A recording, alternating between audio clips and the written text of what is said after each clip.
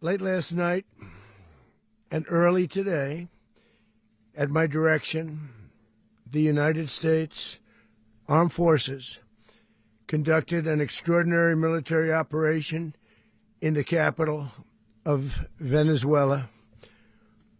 Overwhelming American military power, air, land, and sea, was used to launch a spectacular assault. And it was an assault like people have not seen since World War II. It was a force against a heavily fortified military fortress in the heart of Caracas to bring outlaw dictator Nicolas Maduro to justice. This was one of the most stunning, effective, and powerful displays of American military might and competence in American history. And if you think about it, we've done some other good ones, like the attack on Soleimani, the attack on al-Baghdadi, and the obliteration and decimation of the Iran nuclear sites just recently in an operation known as Midnight Hammer. All perfectly executed and done. No nation in the world could achieve what America achieved yesterday, or frankly, in just a short period of time. All Venezuelan military capacities were rendered powerless as the men and women of our military, working with U.S. law enforcement, successfully captured Maduro in the dead of night. It was dark. The lights of Caracas were largely turned off due to a certain expertise that we have. It was dark and it was deadly. But captured along with his wife, Celia Flores, both of whom now face American justice. Maduro and Flores have been indicted in the Southern District of New York, Jay Clayton, for their campaign of deadly narco-terrorism against the United States and its citizens. I want to thank the men and women of our military who achieved such an extraordinary success overnight with breathtaking speed, power, precision, and competence. You rarely see anything like it. You've seen some raids in this country that didn't go so well. They were an embarrassment. If you look back to Afghanistan, or if you look back to the Jimmy Carter days, they were different days. We're a respected country again, like never before. These highly trained warriors, operating in collaboration with U.S. law enforcement, caught them in a very ready position. They were waiting for us. They knew we had many ships out in the sea, just sort of waiting. They knew we were coming. So they were in what's called a ready position. But they were completely overwhelmed and very quickly incapacitated. If you would have seen what I saw last night, you would have been very impressed. I'm not sure that you'll ever get to see it, but it was an incredible thing to see. Not a single American service member was killed, and not a single piece of American equipment was lost. We had many helicopters, many planes, many people involved in that fight.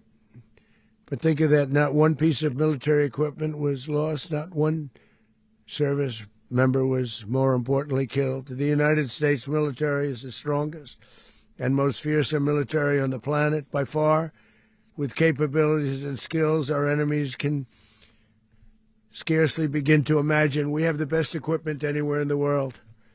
There's no equipment like what we have, and you see that even if you just look at the boats. You know, we've knocked out 97% of the drugs coming in by sea. 90%. Each boat kills on average, 25,000 people. We knocked out 97%.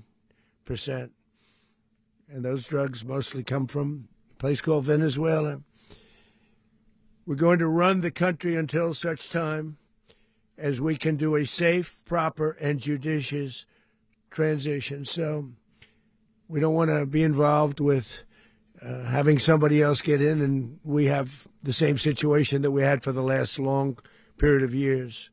So we are going to run the country until such time as we can do a safe, proper, and judicious transition. And it has to be judicious because that's what we're all about. We want peace, liberty, and justice for the great people of Venezuela, and that includes many from Venezuela that are now living in the United States and want to go back to their country. It's their homeland. We can't take a chance that somebody else takes over Venezuela that doesn't have the good of the Venezuelan people in mind. We've had decades of that. We're not going to let that happen. We're there now, and what people don't understand, but they understand as I say this, we're there now, but we're going to stay until such time as the proper transition can take place. So we're going to stay until such time as we're going to run it, essentially, until such time as a proper transition can take place. As everyone knows, the oil business in Venezuela has been a bust, a total bust, for a long period of time. They were pumping almost nothing by comparison to what they could have been pumping and what could have taken place. We're going to have our very large United States oil companies, the biggest anywhere in the world, go in, spend billions of dollars, fix the badly broken infrastructure, the oil infrastructure, and start making money for the country. And we are ready to stage a second and much larger attack if we need to do so. So we were prepared to do a second wave if we needed to do so. We actually assumed that a second wave would be necessary, but now it's probably not. The first wave, if you'd like to call it that, the first attack was so successful, we probably don't have to do a second, but we're prepared to do a second wave, a much bigger wave, actually. This was pinpoint, but we have a much bigger wave that probably won't have to do. This partnership of Venezuela with the United States of America, a country that everybody wants to be involved with because of what we were able to do and accomplish, will make the people of Venezuela rich, independent, and safe. And it will also make the many, many people from Venezuela that are living in the United States extremely happy. They suffered. They suffered. So much was taken from them. They're not going to suffer anymore. The illegitimate dictator Maduro was the kingpin of a vast criminal network responsible for trafficking colossal amounts of deadly and illicit drugs into the United States.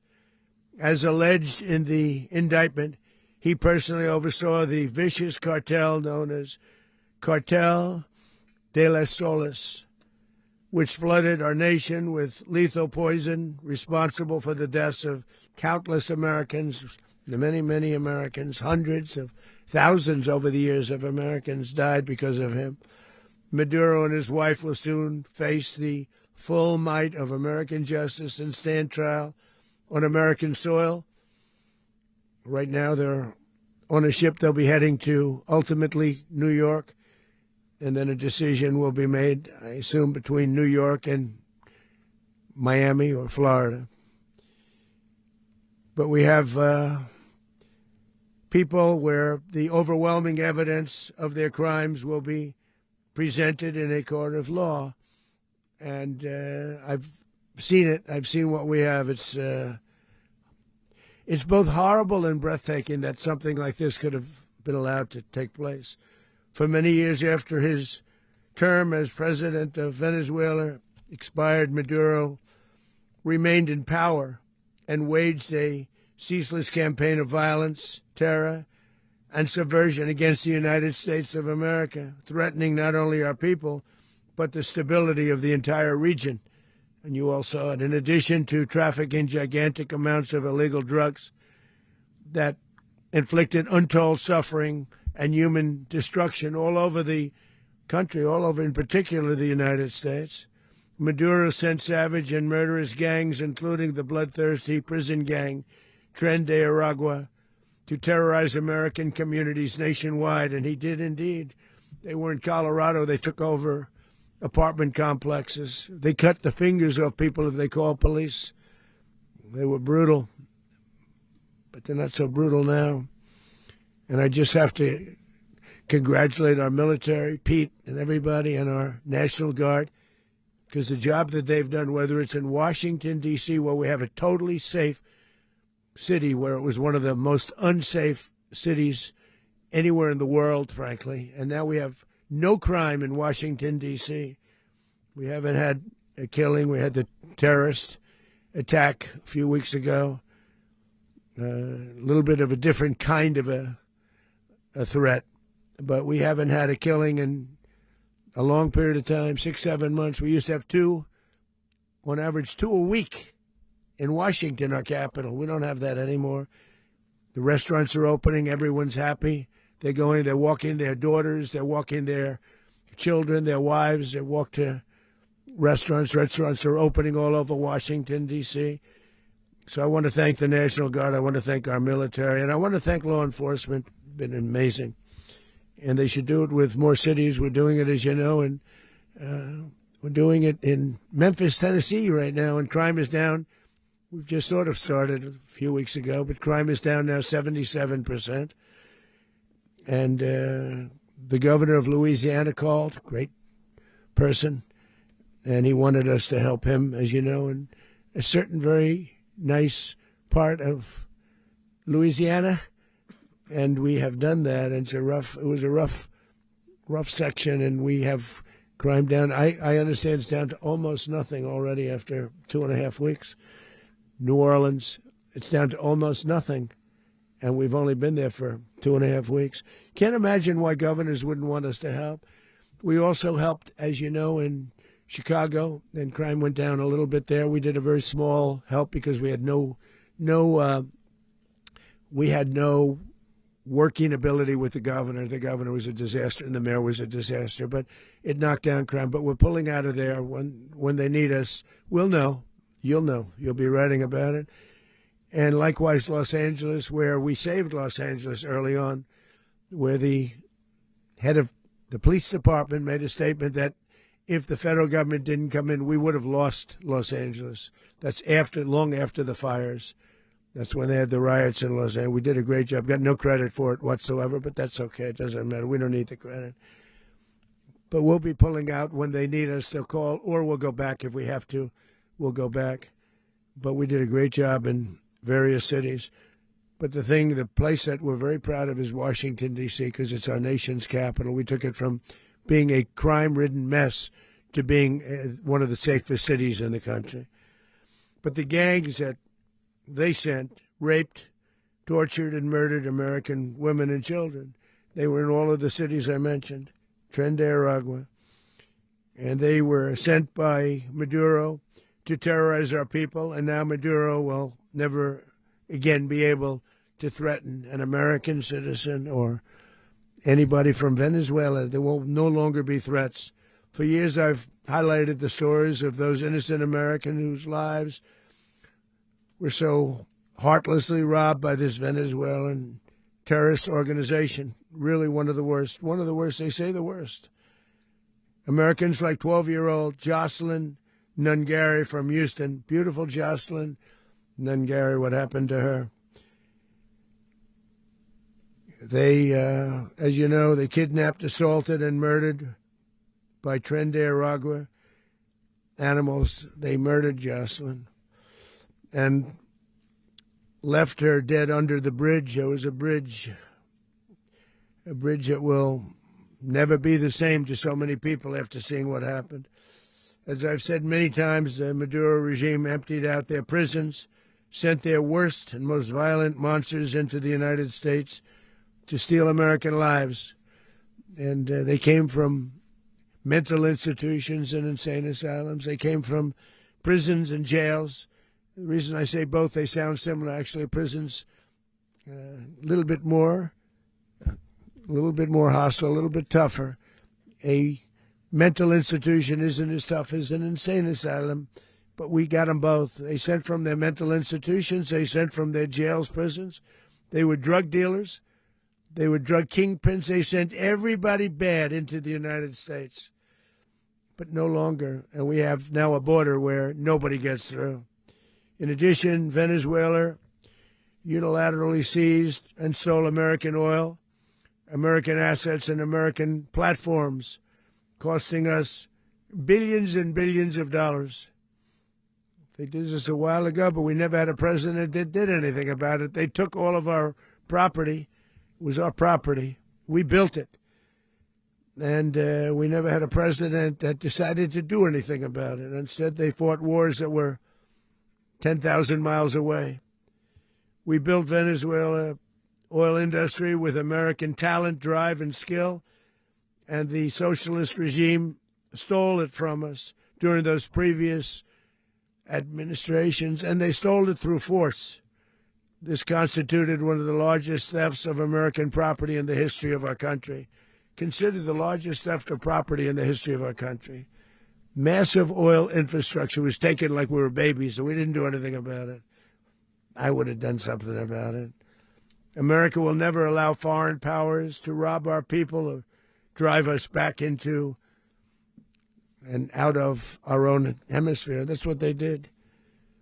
Furthermore, under the now deposed dictator Maduro, Venezuela was increasingly hosting foreign adversaries in our region and acquiring menacing offensive weapons that could threaten U.S. interests and lives. And they used those weapons last night. Potentially in league with the cartels operating along our border. All of these actions were in gross violation of the core principles of American foreign policy, dating back more than 2 centuries, and not anymore. All the way back, it dated to the Monroe Doctrines, and the Monroe Doctrine is a big deal, but we've superseded it by a lot, by a real lot. They now call it the Monroe Document. I don't know. It's Monroe Doctrine. We sort of forgot about it. It was very important, but we forgot about it. We don't forget about it anymore. Under our new national security strategy, American dominance in the Western Hemisphere will never be questioned again. Won't happen. So just in concluding, for decades, other administrations have neglected or even contributed to these growing security threats in the Western Hemisphere. Under the Trump administration, we are reasserting American power in a very powerful way in our home region. And our home region is very different than it was just a short while ago. The future will be, and we did this in my first term. We had great dominance in my first term, and we have far greater dominance right now. Everyone's coming back to us. The future will be determined by the ability to protect commerce and territory and resources that are core to national security.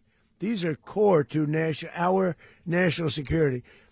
Just like tariffs are, they've made our country rich, and they've made our national security stronger than ever before.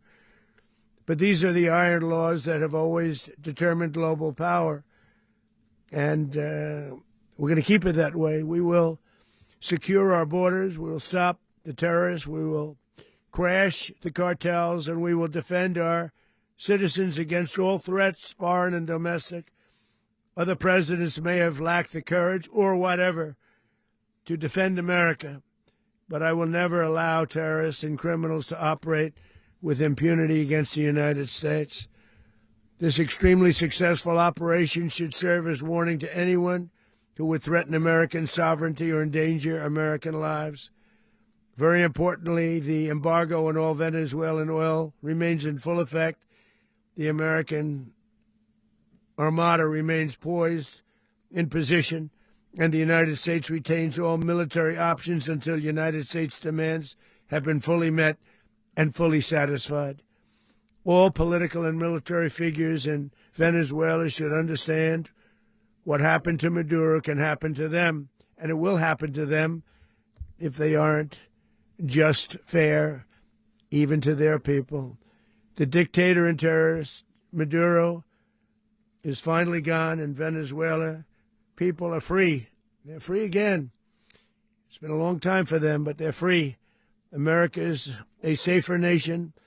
This morning, it's a prouder nation this morning because it didn't allow this horrible person and this country that was doing very bad things to us. It didn't allow it to happen. And the Western Hemisphere is right now a much safer place to be. So I want to thank everybody for being here. I want to thank General Raisin Caine. He's a fantastic man. I've worked with a lot of generals. I worked with some I didn't like. I worked with some I didn't respect. I worked with some that just weren't good. But this guy is fantastic. I watched last night one of the most precise attacks on sovereignty. I mean, it was an attack for justice. And I'm very proud of him, and I'm very proud of our Secretary of War, Pete Hegseth, who I'm going to ask to say a few words. Thank you very much.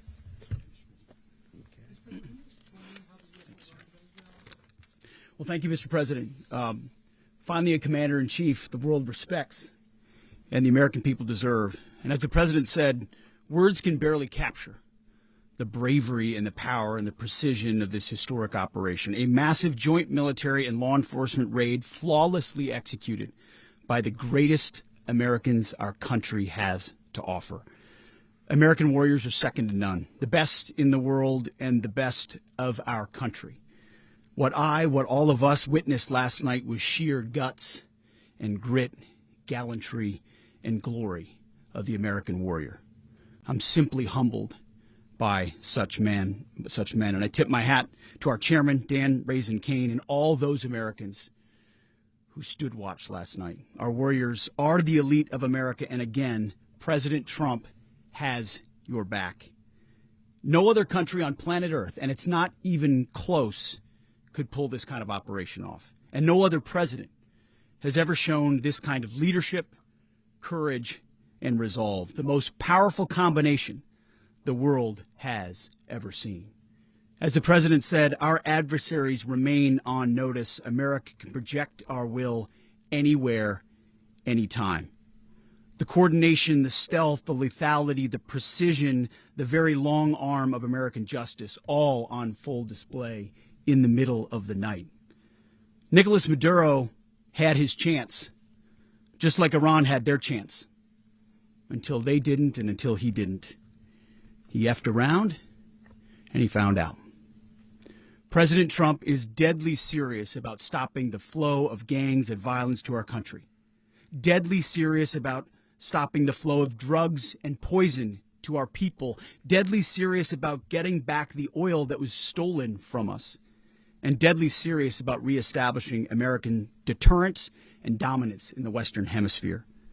This is about the safety, security, freedom, and prosperity of the American people. This is America first. This is peace through strength. And the United States War Department is proud to help deliver it. Welcome to 2026. And under President Trump, America is back. I'd like to welcome now our chairman, Chairman Raisin Caine, to give a few more details about the operation. Mr. Chairman. Thank you, Mr. Secretary. Thank you, Mr. President, and good morning. Last night, on the order of the President of the United States and in support of a request from the Department of Justice, as the President said, the United States military conducted an apprehension mission in Caracas, Venezuela, to bring to justice two indicted persons, Nicolas and Cecilia Maduro. This operation, known as Operation Absolute Resolve, was discreet, precise, and conducted during the darkest hours of January 2nd and was the culmination of months of planning and rehearsal, an operation that, frankly, only the United States military could undertake. What I'd like to do this morning is talk to you through some of the preparation and the details without compromising any of our tactics, techniques, and procedures. There is always a chance that we'll be tasked to do this type of mission again. Our interagency work began months ago and built on decades of experience of integrating complex air, ground, space, and maritime operations. While the past 2 decades have honed the skills of our special operations forces, this particular mission required every component of our joint force, with soldiers, sailors, airmen, Marines, and Guardians working in unison with our intelligence agency partners and law enforcement teammates in an unprecedented operation.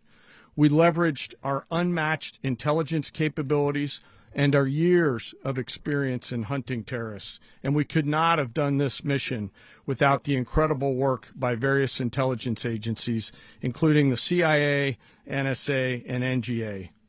We watched, we waited, we prepared, we remained patient and professional. This mission was meticulously planned, drawing lessons from decades of missions over the last many years, many missions over these last many years.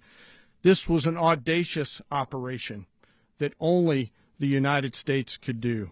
It required the utmost of precision and integration within our joint force. And the word integration does not explain the sheer complexity of such a mission. An extraction so precise it involved more than 150 aircraft launching across the Western Hemisphere in close coordination, all coming together in time and place to layer effects for a single purpose: to get an interdiction force into downtown Caracas while maintaining the element of tactical surprise. Failure of one component of this well-oiled machine would have endangered the entire mission, and failure is never an option for America's joint force. Those in the air over Caracas last night were willing to give their lives for those on the ground and in the helicopters. Let me talk a little bit about the preparation. After months of work by our intelligence teammates to find Maduro and understand how he moved, where he lived, where he traveled, what he ate, what he wore, what were his pets, in early December, our force was set pending a series of aligned events. Key was choosing the right day to minimize the potential for civilian harm and maximize the element of surprise, and minimize the harm to the indicted personnel so, as the president said, they could be brought to justice. And as the president said earlier today, weather in Venezuela is always a factor this time of the year. And over the weeks through Christmas and New Year's, the men and women of the United States military sat ready, patiently waiting for the right triggers to be met and the president to order us into action. Last night, the weather broke just enough, clearing a path that only the most skilled aviators in the world could maneuver through. Ocean, mountain, low cloud ceilings, but when tasked with a mission, this organization does not quit. At 10:46 p.m. Eastern Time last night, the president ordered the United States military to move forward with this mission. He said to us, and we appreciate it, Mr. President, good luck and Godspeed. And those words were transmitted to the entire joint force. Over the course of the night, aircraft began launching from 20 different bases on land and sea across the Western Hemisphere. In total, more than 150 aircraft, bombers, fighters, intelligence, reconnaissance, surveillance, rotary wing were in the air last night. Thousands and thousands of hours of experience were airborne. Our youngest crew member was 20, and our oldest crew member was 49, and there's simply no match for American military might. As the night began, the helicopters took off with the extraction force, which included law enforcement officers, and began their flight into Venezuela at 100 feet above the water. As they approached Venezuelan shores, the United States began layering different effects provided by Spacecom, Cybercom, and other members of the interagency to create a pathway. Overhead, those forces were protected by aircraft from the United States Marines, the United States Navy, the United States Air Force, and the Air National Guard. The force included F-22s, F-35s, F-18s, EA-18s, E-2s, B-1 bombers, and other support aircraft, as well as numerous remotely piloted drones. As the force began to approach Caracas, the Joint Air Component began dismantling and disabling the air defense systems in Venezuela, employing weapons to ensure the safe passage of the helicopters into the target area. The goal of our air component is, was, and always will be to protect the helicopters and the ground force and get them to the target and get them home. As the force crossed the last point of high terrain where they'd been hiding in the clutter, we assessed that we had maintained totally the element of surprise. As the helicopter force ingressed towards the objective at low level, we arrived at Maduro's compound at 1:01 a.m. Eastern Standard Time, or 2:01 a.m. Caracas local time, and the apprehension force descended into Maduro's compound and moved with speed, precision, and discipline towards their objective and isolated the area to ensure the safety and security of the ground force while apprehending the indicted persons. On arrival into the target area, the helicopters came under fire, and they replied with that fire with overwhelming force in self-defense. One of our aircraft was hit but remained flyable, and as the President said earlier today, all of our aircraft came home, and that aircraft remained flyable during the rest of the mission. As the operation unfolded at the compound, our air and ground intelligence teams provided real-time updates to the ground force, ensuring those forces could safely navigate the complex environment without unnecessary risk. The force remained protected by overhead tactical aviation. Maduro and his wife, both indicted, gave up and were taken into custody by the Department of Justice, assisted by our incredible U.S. military with professionalism and precision, with no loss of U.S. life. After securing the indicted persons, the force began to prep for departure. Helicopters were called in to exfiltrate the extraction force, while fighter aircraft and remotely piloted aircraft provided overhead coverage and suppressive fire. There were multiple self-defense engagements as the force began to withdraw out of Venezuela. The force successfully exfiltrated and returned to their afloat launch bases, and the force was over the water at 3:29 a.m. Eastern Standard Time with indicted persons on board. And both Maduro and his wife were embarked aboard the USS Iwo Jima. In closing, what we've witnessed today is a powerful demonstration of America's joint force. We think, we develop, we train, we rehearse, we debrief, we rehearse again and again, not to get it right, but to ensure that we cannot get it wrong. Our jobs are to integrate combat power so when the order comes, we can deliver overwhelming force at the time and the place of our choosing against any foe anywhere in the world. I am immensely proud today of our joint force and filled with gratitude to represent them here today.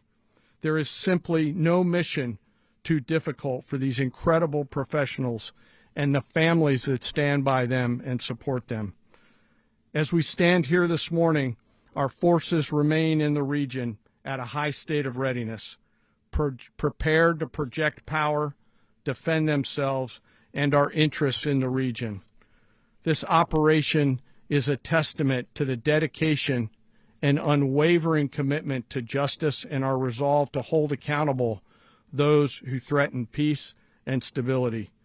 In closing, I want to express my heartfelt gratitude to the brave men and women who executed this mission.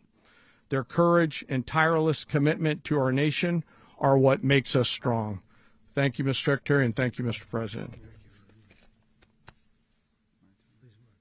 Well, I don't have much to add to what you've heard now, other than the following points. Nicolas Maduro was indicted in 2020 in the United States.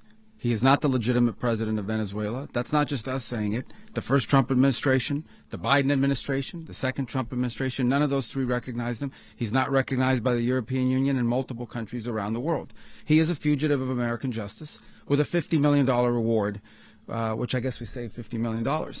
And make sure. Yeah, exactly. But don't let anybody claim it. Nobody deserves it but us. But I want to be clear about one thing. Nicolas Maduro had multiple opportunities to avoid this. He was provided multiple very, very, very generous offers and chose instead to act like a wild man, chose instead to play around. And the result is what we saw tonight. The other message here is the following. You have a guy, like many people around the world, they like to play games. You have a guy who decides he's going to invite Iran into his country, is going to, do the confiscation of American oil companies, is going to flood our country with gang members, is going to take Americans prisoner and try to hold them for hostage and trade them like he was able to do with the Biden administration. Basically likes to play games all this time and thinks nothing's going to happen. And I hope what people now understand is that we have a president. The 47th president of the United States is not a game player. When he tells you that he's going to do something, when tells you he's going to address a problem, he means it. He actions it. I can tell you, I've watched this process now for 14, 15 years, been around it. Everybody talks. I'm going to do this. I'm going to do that. When I get there, we're going to do this. We're going to take. This is a president of action. Like, I don't understand yet how they haven't figured this out. And now, if you don't know, now you know. Because this is the way it's going to play out. And I think people need to understand that this is not a president that just talks and does letters and press conferences. And, if he says he's serious about something, he means it. And this is something that was a direct threat to the national interest of the United States. And the president addressed it.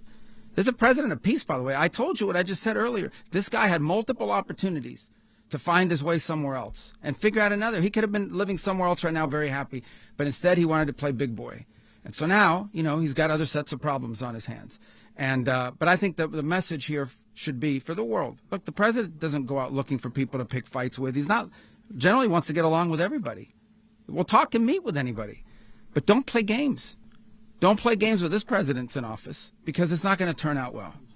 And so I hope that, I guess that lesson was learned last night, and we hope it'll be instructive moving forward. Is that a message for Cuba? Mr. President. Mr. President. Please. Going to run Venezuela. So who's in power right now? Well, we're going to be running it with a group, and we're going to make sure it's run properly. We're going to rebuild the oil infrastructure, which will cost billions of dollars. It'll be paid for by the oil companies directly. They will be reimbursed for what they're doing, but that's going to be paid. And we're going to get the oil flowing the way it should be. As you know, it was just a minor flow. It was actually a minor flow for what they have. But we're going to run it properly, and we're going to make sure the people of Venezuela are taken care of. We're going to make sure the people that were forced out of Venezuela by this thug are also taken care of. President, does the U.S. running the country mean that U.S. troops will be on the ground? How will that work?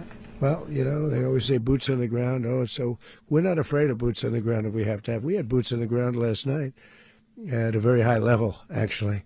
We're not afraid of it. We don't mind saying it. But we're going to make sure that that country is run properly. We're not doing this in vain. This is a very dangerous attack. This is an attack that could have gone very, very badly. Could have gone very badly. We could have lost a lot of people last night. We could have lost a lot of dignity. We could have lost a lot of equipment. The equipment is less important, but we could have lost a lot. And we're going to make sure that this is proper. We're there now. We're ready to go again if we have to. We're going to run the country right. It's going to be run very judiciously, very fairly. It's going to make a lot of money. We're going to give money to the people. We're going to reimburse people that were taken advantage of. We're going to take care of everybody. It's very important. We couldn't let them get away with it. They stole our oil. We built that whole industry there, and they just took it over like we were nothing. And we had a president that decided not to do anything about it. So we did something about it. We're late, but we did something about it. Yeah, please. Mechanism by which you're going to run the country? Are you going to designate a U.S. official to coordinate? Yes, it's all being done right now. We're designating people. We're talking to people. We're designating various people, and we're going to let you know who those people are. Would run Venezuela? Well, it's largely going to be for a period of time the people that are standing right behind me. We're going to be running it. We're going to be bringing it back. It's a dead. I talk about a dead country. A year and a half ago, we were a dead country. Now we're the hottest country anywhere in the world. We're a country doing better than any country anywhere in the world. and it required leadership. Venezuela has a lot of bad people in there, a lot of bad people that shouldn't be leading. We're not going to take a chance that one of those people take over for Maduro. So you can look at, and others, we have fantastic people, including people in the military. So we're going to have a group of people running it until such time as it can be put back on track, make a lot of money for the people, and give people a great way of life, and also reimbursement for people in our country that were forced out of Venezuela. Rubio would be. You said earlier today that you weren't going to back Machado to come back and be the opposition leader in your Fox and Friends interview. And then you also mentioned the vice president of Venezuela. Are you going to work with the vice president of Venezuela, or how do you foresee the relationship going? I understand she was just sworn in, but she was, as you know, picked by Maduro. So Marco's working on that directly. He just had a conversation with her, and she's essentially willing to do what we think is necessary to make Venezuela great again. Very simple. Mr. President, Colombian President Gustavo Petro, a couple weeks ago, he said he's got to watch his ass. And today he said he's not concerned about anything happening to him in the aftermath of this operation. So just what your message is about that. He has cocaine mills. He has factories where he makes cocaine. And, yeah, I think I stick by my first statement. He's making cocaine. They're sending it into the United States. So he does have to watch his ass. Mr. President, did you notify any members of Congress in advance? Marco, do you want to talk about that? Because you were involved in it. Sure. We call members of Congress immediately after. This was not the kind of mission that you can do congressional notification on. It was a trigger-based mission in which conditions had to be met night after night. We watched and monitored that for a number of days. So it's just simply not the kind of mission you can call people and say, hey, we may do this at some point in the next 15 days. But it's largely a law enforcement function. Remember, at the end of the day, at its core, this was an arrest of 2 indicted fugitives of American justice, and the Department of War supported the Department of Justice in that job. Now, there are broader policy implications here, but it's just not the kind of mission that you can pre-notify because it endangers the mission. Plus, if I could add one thing to that, Congress has a tendency to leak. This would not be good. If they leaked, General, I think it would have been maybe a very different result. But I have to say, they knew we were coming at some point, We had a lot of ships out there. They sort of knew we were coming. We went through. But Congress will leak, and we don't want leakers. People to watch this all play out live. What was Maduro doing when the U.S. forces entered what I assume would be his home? And also, was there any point where the U.S. was considering if Maduro pushed back or resisted killing Maduro? It could have happened. It could have happened. He was trying to get into a safe place. You know what a safe place is, all steel. And he wasn't able to make it to the door because our guys were so fast. They went through the opposition so fast. And there was a lot of opposition. People were wondering, do we get them by surprise? Sort of surprised, but they were waiting for something. It was a lot of opposition. There was a lot of gunfire. You saw some of it today. But he was trying to get to a safe place, which wasn't safe because we would have had the door blown up in about 47 seconds, they say on average, regardless of how thick the steel was. It was a very thick door. It was a very heavy door, but he was unable to get to that door. He made it to the door. He was unable to close it. Go ahead, finish. To be in the time being right now. Do you know his exact Well, whereabouts? ultimately, in the near future, he's going to be brought to New York. And where is he going to be held? Where is he going to be held in New York? Do you know? That's going to be up to the officials that do these things. Mr. President, the U.S. has something of a mixed track record of ousting dictators without necessarily a plan for what comes afterwards. Not with Did me. that weigh on your decision? Well, that's when we had different presidents, but with me, that's not true. With me, we've had a perfect track record of winning. We win a lot, and we win. If you look at Soleimani, you look at al-Baghdadi, you look at the Midnight Hammer. Midnight Hammer was incredible. Right now, you wouldn't have peace in the Middle East. We have essentially peace in the Middle East because of that. If we weren't successful with Midnight Hammer, you wouldn't have peace in the Middle East. So, with me, you've had a lot of victory. You've had only victories. You've had no losses. Yeah. How long do you expect the U.S. to run Venezuela, and how soon do you want the Venezuelan people to hold elections? So I'd like to do it quickly, but it takes a period of time. We're rebuilding. We have to rebuild their whole infrastructure. The infrastructure is rotted. it's actually very dangerous. It's blow-up territory. Oil is very dangerous. It's a very dangerous thing to take out of the ground. Can kill a lot of people. It has killed a lot of people doing just that. The infrastructure is old. It's rotted. Much of it is stuff that we put there 25 years ago, and we're going to be replacing it. And we're going to take a lot of money out so that we can take care of the country. Yeah. Are you saying that Secretary Rubio and Mr. President, China, Russia, and Iran have interests in Venezuela. How does this operation affect your relationships with them when it comes to the oil and drugs? In terms of China and Russia, Russia when we get things straightened out. But in terms of other countries that want oil, we're in the oil business. We're going to sell it to them. We're not going to say we're not going to give it to them. In other words, we'll be selling oil probably in much larger doses because they couldn't produce very much because their infrastructure was so bad. So we'll be selling large amounts of oil to other countries, many of whom are using it now, but I would say many more will come. Are you saying, Mr. President, are you saying that, Mr. President, are you saying that, Mr. President, thank you. What is your message to the people of Venezuela today? Of course, the civilian population specifically, they have a lot of questions. What is your message to the people of Venezuela? That you're going to have peace, justice. You're going to have some of the riches that you should have had for a long period of time. It was stolen from you. But you're going to have peace and you're going to have safety. You're going to have justice. You're going to have a country. You're going to have a real country. You're going to have potentially a great country. You know, if you go back 20 years, maybe even a little longer ago, that was a great country. And they destroyed it. Remember I said that if we lose this election, the United States will be Venezuela on steroids. That's what would have happened. Had we lost the election, the 2024 election, we suffered so badly. When you look at the border from 2020, what they did, what Joe Biden administration did to our country should never be forgotten. But if we had to go through another year of that, we would be exactly where Venezuela was. In terms, I used to say, if they win, we're going to be Venezuela on steroids, and that's what would have happened.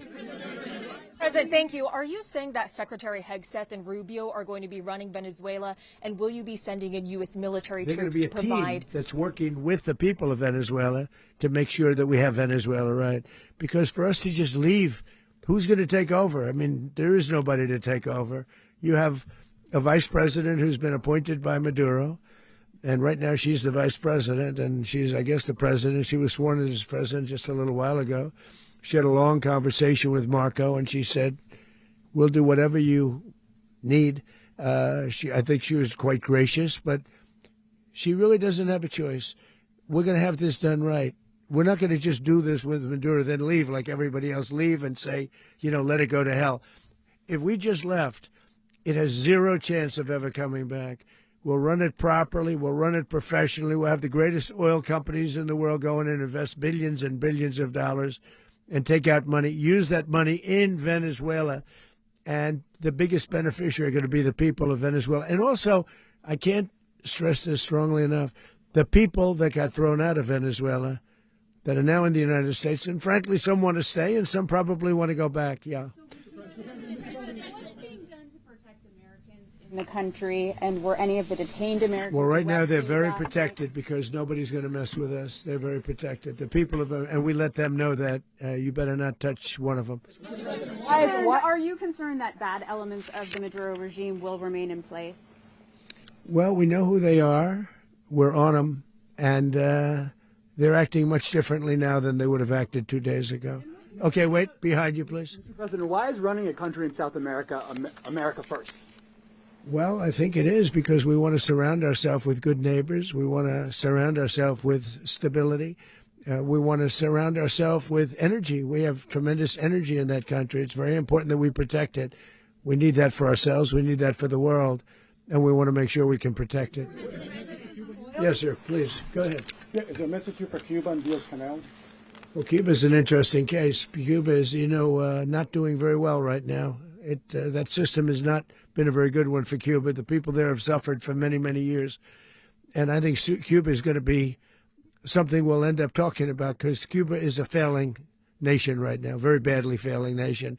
And we want to help the people. It's very similar in the sense that we want to help the people in Cuba, but we want to also help the people that were forced out of Cuba and living in this country. Do you want to say something about that, Marco, please? Well, I mean, I just gave you a statement a few minutes ago about, when the president speaks, you should take him seriously. So suffice it to say, Cuba is a disaster. It's run by incompetent, senile men, and in some cases, not senile but incompetent nonetheless. It has no economy. It's in total collapse. And by the way, they were, all of the guards that helped protect Maduro, this is well known, their whole spy agency, all that were full of Cubans. I mean, it's amazing. This poor island took over Venezuela in some cases. One of the biggest problems the Venezuelans have is they have to declare independence from Cuba that tried to basically colonize it from a security standpoint. So, yeah, look, if I lived in Havana and I was in the government, I'd be concerned, at least a little bit. Cutting off the oil flow to Cuba from Venezuela?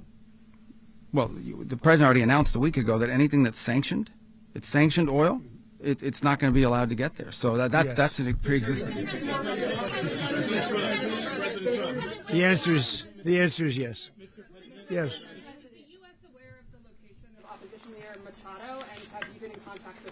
No, we haven't. No, we haven't. Mr. President. Mr. President, on Monday. Oh, I think it would be very tough for her to be the leader. She doesn't have the support within or the respect within the country. She's a very nice woman, but she doesn't have the respect to be the leader. Mr. President, is it possible that the U.S. ends up administrating Venezuela for years? Well, it won't cost us anything because the money coming out of the ground is very substantial, so it's not going to cost us anything. We want safety there. We want to be surrounded by countries that aren't housing all of our enemies all over the world.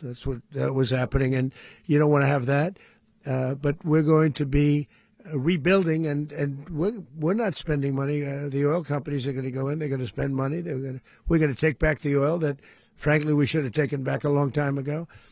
A lot of money is coming out of the ground. We're going to get reimbursed for all of that. We're going to get reimbursed for everything that we spend. So it's going to be a very important. This is a very big evening that took place last night. We have to be surrounded by safe, secure countries, and we also have to have energy. Very important. We have to have energy that's real energy, not where they're getting 4% and 5% of the energy out of the ground. You take a look. It was such a disaster. So what's going to happen with Venezuela, I think, over the next period of a year, is going to be a great thing, and the people of Venezuela will be the biggest beneficiaries. Going to send in the U.S. military. Mr. President, thank you. What did you last speak to Maduro about when you spoke? And is the Well, US I don't want to get war into the with Venezuela? conversations, but I did have conversations with him, and I said, you got to surrender. And I actually thought he was pretty close to doing so, but now he wished he did, yeah.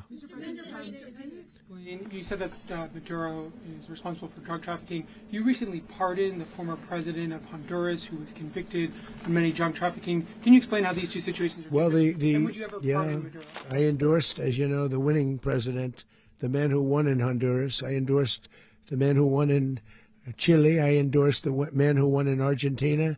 And we are doing very well with that whole group. What the man that I pardoned was, if you could equate it to us, he was treated like the Biden administration treated a man named Trump. That didn't work out too well for them. This was a man who was persecuted very unfairly. He was the head of the country. He was persecuted very unfairly. And there are a number of them. And we felt that it was a very unfair situation that happened to him. He's also a party member of the man who won. So obviously the people liked what I did. And one of the reasons that was done is because of the fact that the party in power felt very strongly that that man was treated very badly. I studied it very quickly, and then I studied it in great detail. I went to a lot of the people standing behind me, and they felt that that man was persecuted and treated very badly. That's why I gave him a pardon. You referenced boots on the ground earlier. Can you just sort of button this up? Do you envision the U.S. military having a presence in Venezuela as the U.S. runs that country? No, we're going to have a presence in Venezuela as it pertains to oil, because we have to have, we're sending our expertise in. So you may need something, not very much.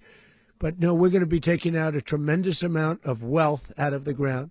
And that wealth is going to the people of Venezuela and people from outside of Venezuela that used to be in Venezuela. And it goes also to the United States of America in the form of reimbursement for the damages caused us by that country. So I want to thank you all very much. Thank you. Do you have one? Yes, please.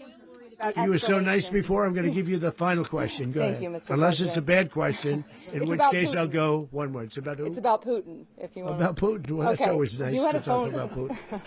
You had a phone call with him Yeah. on Monday. Did he talk at all about Maduro? Did y'all talk about this? No, we didn't. And We then, never spoke about Maduro. Are you mad at him right now? I mean, there's this I'm not intelligence. thrilled with Putin. I'm not thrilled with Putin. He's killing too many people. I thought that would be so. I settled 8 1/4 war. You know what the 1/4 was? Thailand and Cambodia. I did it again.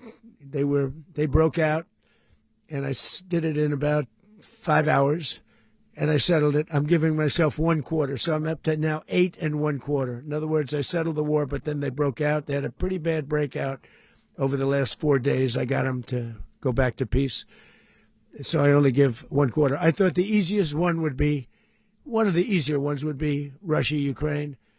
It's not, and they both have done some pretty bad things. And look, that's Biden's war. That's not my war. But I want to stop the lives. Did you see where last month, 30,000, it was 27,000 the month before. 30,000, mostly soldiers, were killed this last month. 30,000. I want to stop that. You know, I got NATO to pay 5% instead of the 2% that they weren't paying. They weren't paying 2, now they pay 5. And we send them a lot of munitions. We send them a lot of things, missiles and various other things, a lot. And they pay. The United States is not losing money. We're probably making money on that. It's the last thing I care about. I just want to stop all those people. We're losing 25, 30,000 human beings. They come from 2 places that are very far away. But if I can stop, because it's something I've been pretty good at doing, deals, I guess. It's all a deal. Life is a big deal. But if I can stop that war and stop 30,000 young people, in addition to the fact that people are being killed in Kiev, people are being killed in other cities throughout, a much smaller number, but they're being killed, viciously killed. So I'm not happy about it. I thought that would be something that would get solved.